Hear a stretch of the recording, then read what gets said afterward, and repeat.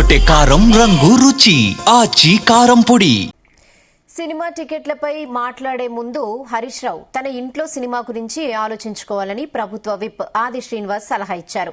సినీ పరిశ్రమను ఎలా అభివృద్ది చేసుకోవాలో తమకు తెలుసన్నారు. ముందు హరీష్ తన ఇంట్లో సినిమా గురించి ఆలోచించుకుంటే తన కథ క్లైమాక్స్ కు చేరుతుందన్నారు.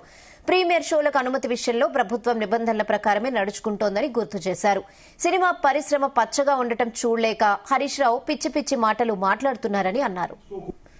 సినిమా పరిశ్రమ పైన మాజీ మంత్రి హరీష్ రావు గారు చిలక పలుకులు పలుకుతున్నాడు. ప్రీ రిలీజ్ షో పైన అమాయకంగా అనుమానాలు వ్యక్తం చేస్తూ మాట్లాడుతున్నాడు. సినిమా ఇండస్ట్రీ పైన ప్రేమను ఒలకబోస్తూ మాట్లాడుతున్న మాటలలో 10 సంవత్సరాలుగా అధికారులు ఉండి సినీ పరిశ్రమ పట్టించుకోకుండా ఉన్నటువంటి మీరు రాచకొండ గుట్టల్లో స్టూడియోలో నిర్మాణం చేస్తామని ఇచ్చినటువంటి హామీ ఏమైందన్నమాట.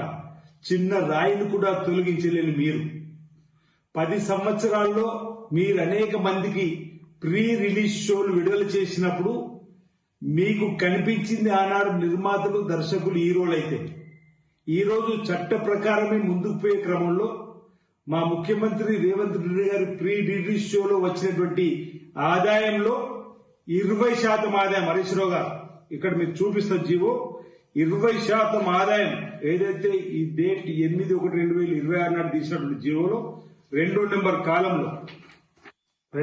కాలంలో 20% సినిమా కార్మికులకు చెందే విధంగా ఆనాడు మీరేమో సినీ నిర్మాతలకు, హీరోలకు లబ్ధి చేకూర్చేటువంటి సందర్భం మీరు చేస్తే మేము మాత్రం ఈ రోజు ఇచ్చిన జీవోలు 20%